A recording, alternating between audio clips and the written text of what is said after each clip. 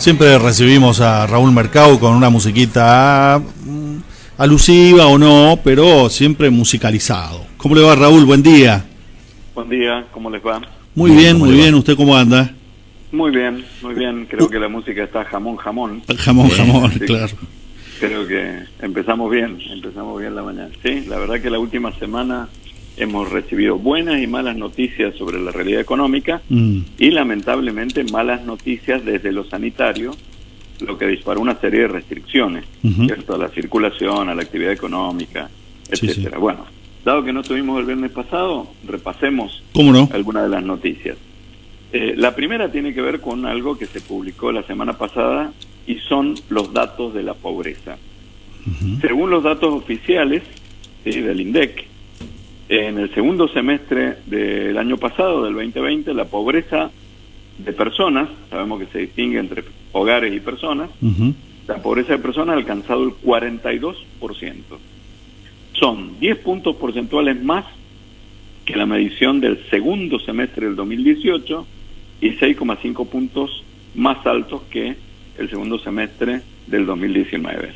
Asimismo, el 10,5% de las personas en el país, nos estamos refiriendo a, son encuestas urbanas, ¿cierto? Los 31 aglomerados donde se mide, tienen ingresos que no les alcanza para alimentarse adecuadamente, ¿sí? No vamos a entrar en detalle por edades y todo, pero sabemos que los niños están muy afectados en estos datos. Los jóvenes y los niños son los que más se han incrementado en este nicho de medición, ¿no? Claro, porque tiene que ver también con la pirámide demográfica. Claro.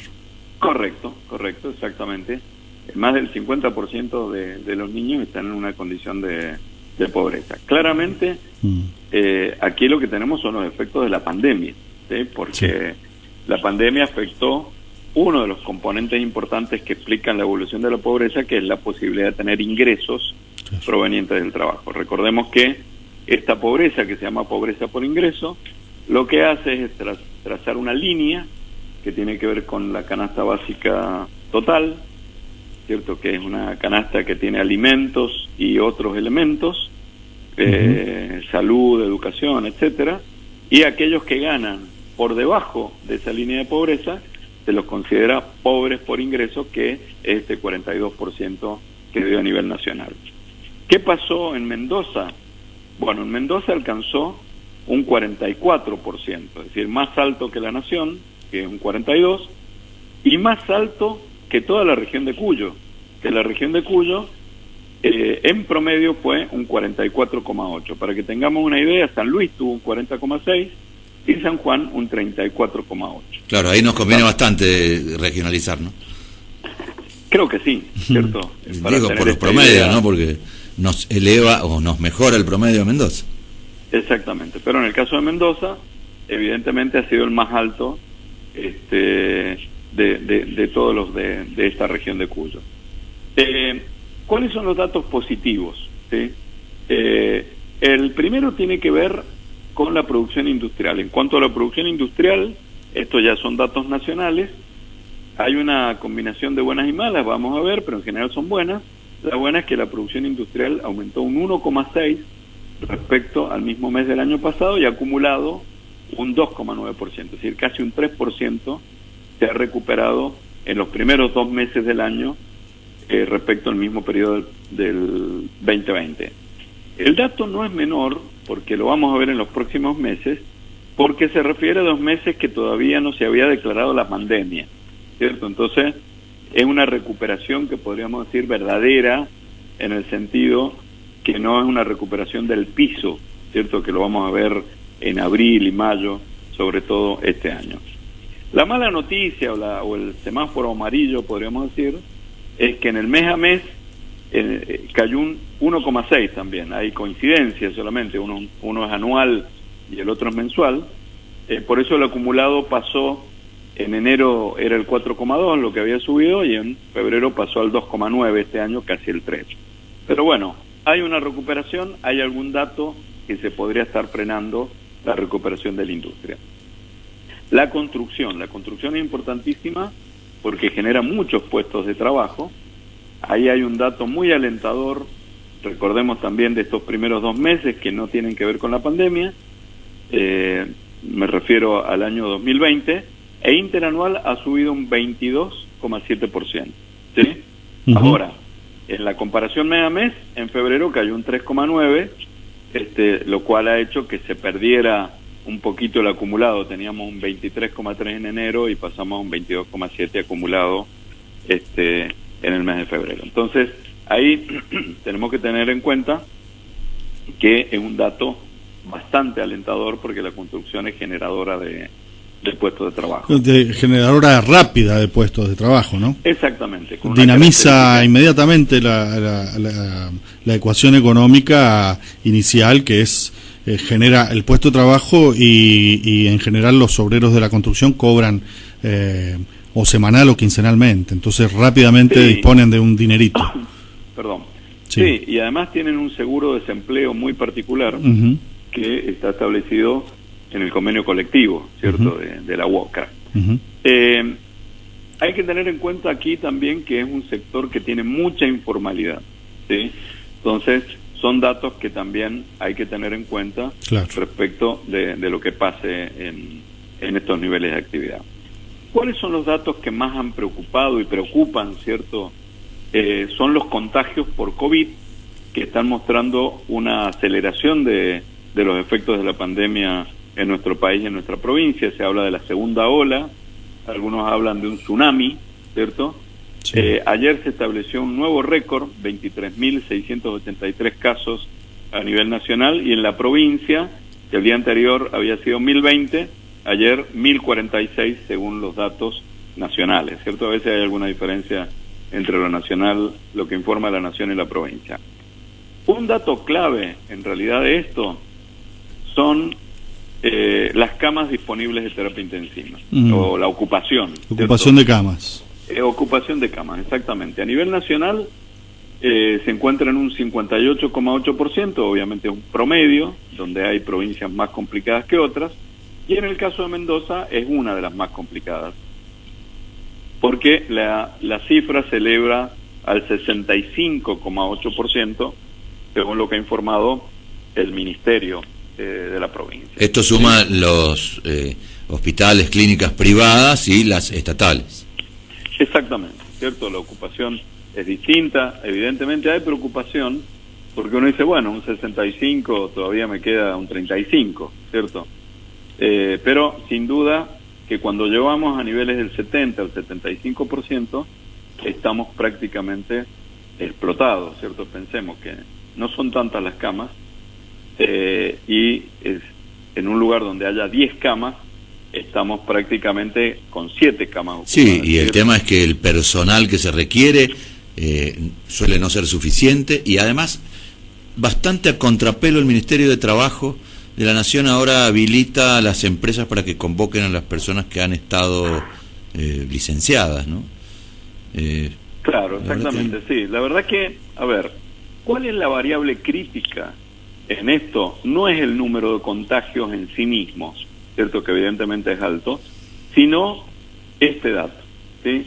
La ocupación de las camas de terapia intensiva. Es por ahí donde la cosa se define, porque obviamente si comienzan a haber casos graves, la situación es compleja. Para que tengamos una idea, y además está relacionado los casos con la cantidad de testeos. Hoy estamos en una relación aproximadamente de un 30% positivo por la cantidad de testeos. Es decir, si aumenta la cantidad de testeos en la situación actual, probablemente aumenta la cantidad de casos, sí, claro.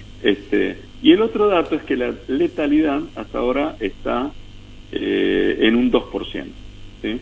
Entonces ese es también un dato para seguir. ¿Qué es un nivel mundial ese? Es un nivel, sí, relativamente mundial respecto a la incidencia de esta pandemia. No sabemos lo que va a hacer esta segunda ola por las nuevas cepas, ¿cierto? Se habla de la cepa de Manaus, que sería mucho más contagiosa y mucho más letal, ¿cierto? Y la tenemos muy cerquita, porque es la de Brasil, y ya habría, por lo menos, casos detectados sobre todo en el AMBA, ¿cierto? En el área metropolitana de Buenos Aires. Y en Córdoba y en Santa Fe también. Exactamente. Entonces es una cuestión de preocupación. Y obviamente las otras cepas, la cepa de Gran Bretaña. Digamos, de Gran Bretaña, la de Ken, ¿cierto? Que no es el novio de Barbie. De Barbie, no.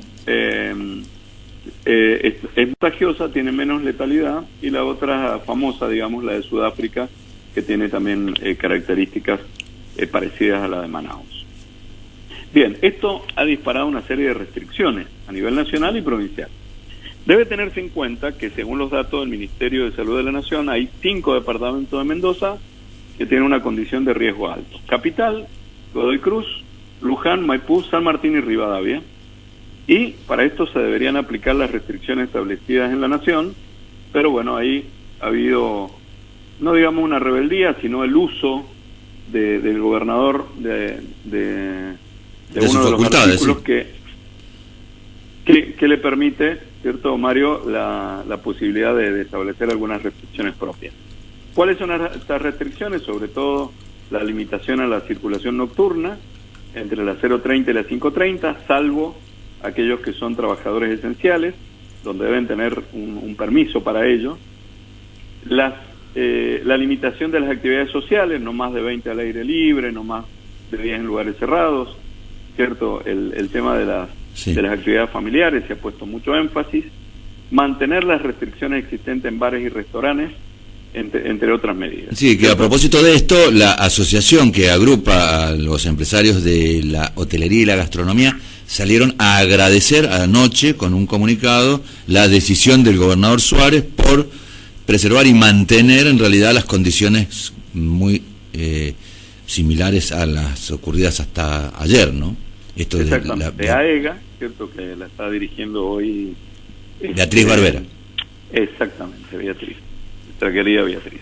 Bueno, y a su vez en el transporte público está la prohibición de no transportar más de 20 pasajeros parados, cosa que es muy complicado en los horarios picos, donde la gente se tiene que trasladar a los trabajos. No, imposible de controlar, y aparte que sucede cotidianamente. La gente, exactamente, los choferes intentan, qué sé yo, pero la gente necesita llegar a sus trabajos. Sí. No se le puede poner al chofer, ¿cierto?, la responsabilidad de claro, poder, sino que va a tener que tener algún apoyo de la fuerza pública si se quiere mantener esto, porque sobre todo en algunos barrios y zonas que son muy complicados, ¿cierto? Recordemos digamos el vandalismo que ha habido en algunos, o que existe en algunos lugares con respecto al transporte público. Entonces es una prohibición que hoy es nominal, pero que habrá que verla, habrá que tomar conciencia y todo eso, y también tolerancia en los trabajos, sabiendo que algunos van a llegar tarde, claro, ¿cierto?, porque no van a poder subir.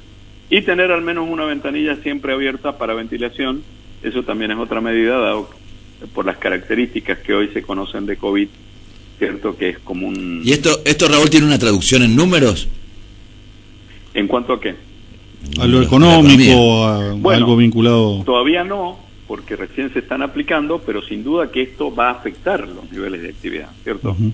Especialmente lo que tiene que ver con las actividades nocturnas de diversión.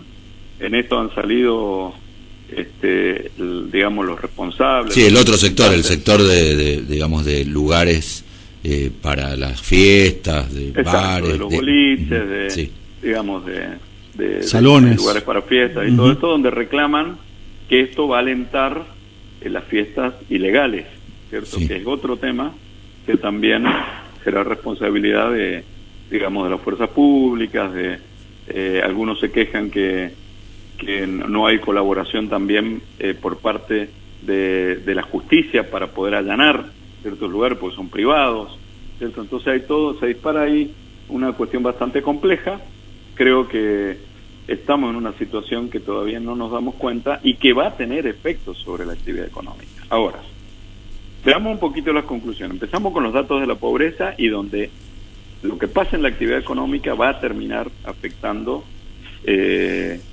los niveles de empleo y los ingresos de los trabajadores, y por lo tanto, ¿cierto?, además de lo que pase con la inflación, eso va a terminar afectando los datos que tengamos este año de la pobreza. La reforma del impuesto a las ganancias, que se aprobó ayer, ¿cierto?, puede ayudar a mejorar los ingresos de los trabajadores, dado que se ha elevado el mínimo no imponible de una manera significativa. Entonces esto va a tener un efecto. obviamente moderado quizás por lo que pase. Pero en Mendoza alcanza a muchas personas, ¿no? A nivel nacional, 1.267.000. En Mendoza, y también 50.000 aproximadamente. Raúl, han modificado el régimen de monotributo también. Claro, en un periodo de transición, es decir, ahí veremos cómo afecta, porque evidentemente hay una gran cantidad de trabajadores independientes o de otro tipo que son monotributistas, y que la idea es que pasen de una manera, en una transición, a pagar impuestos a las ganancias y el IVA, ¿cierto? Y entonces eso también va a modificar hacia adelante esta cuestión. Obviamente se está generando una reforma impositiva que creo que va en la dirección correcta, ¿cierto? Es decir, no cargar de una manera significativa sobre el factor trabajo, sobre todo los que ganan menos, ¿sí? Y a ir a ampliar la base de recaudación, que es un dato importantísimo. Y la otra buena noticia es que a pesar del gran aumento de la pobreza el año pasado, los datos de la industria, la construcción, en la comparación interanual han sido positivos. Mejores. Exacto, han sido buenos. Hay un semáforo amarillo a ver de lo que pasa mes a mes. Habrá que ver de qué manera estas restricciones que decíamos que entendemos que van a afectar a la actividad económica, por lo menos durante los meses de frío, ¿cierto? Y va a haber que seguir muy de cerca estos datos para ver lo que ocurre con la pobreza. La situación de la segunda ola, de la llamada segunda ola, como decíamos recién, va a afectar la evolución de los datos de la economía, pero por lo menos en la estadística, la experiencia del año pasado, la imposibilidad de imponer aislamientos muy severos por mucho tiempo, eso va a ser muy difícil de imponer, y añadido que se sale de un valor muy bajo, es decir, que podríamos decir que hay un rebote, hacen prever que este año va a haber crecimiento, ¿sí? Se habla de aproximadamente un 5%. Esto que es un crecimiento de rebote, vamos a ver cómo termina afectando el empleo, porque recordemos que si bien bajaron los niveles de actividad, los niveles de empleo por la prohibición de despido... Sí, o la doble indemnización.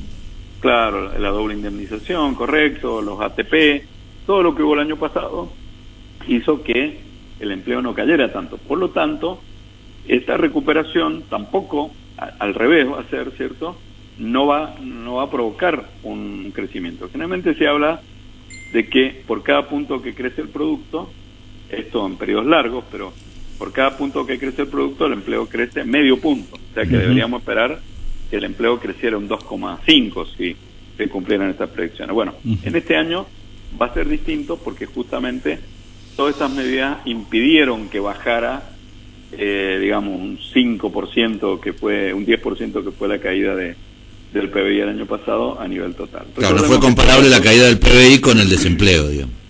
Correcto, sí, el desempleo debería ser mucho más alto. Todos los números parecen que son extraños al estar este parámetro novedoso. Y al haber habido el auxilio del Estado Nacional y el impedimento de...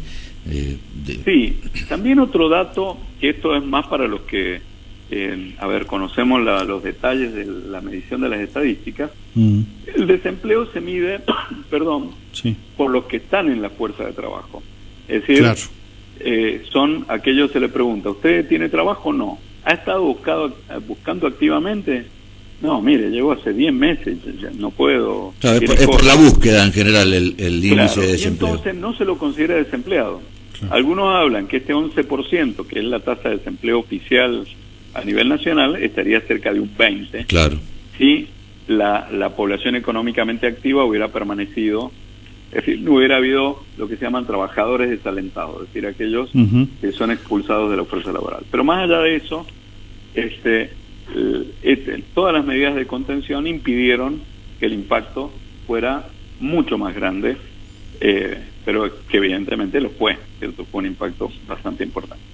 En síntesis, entonces, habrá que monitorear muy de cerca la evolución de la pandemia, hay que extremar los cuidados que son el tapaboca, el distanciamiento, el tema de la ventilación de los lugares y obviamente el alcohol en gel, ¿cierto?, o la La higiene, para sí, poder la ayudar desinfección, en sí. esto.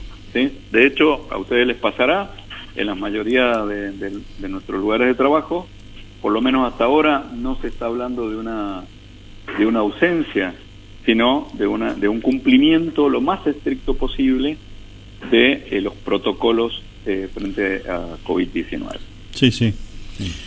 Sí, también hay preocupación en la gente y hay en algunos sectores hay más cuidados, pero también vemos que hay sectores que no se cuidan. No, pero también vemos por el otro lado esto que hablaban casi tangencialmente de esta modificación de lo tributario, que seguramente también va a generar que personas que no están en situación actualmente buena económicamente puedan acceder a otro tipo de consumos.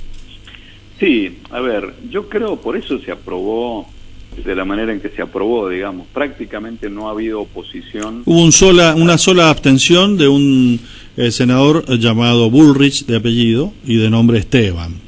Claro. El ex ministro de Educación del gobierno del ingeniero con aptitud en los negocios.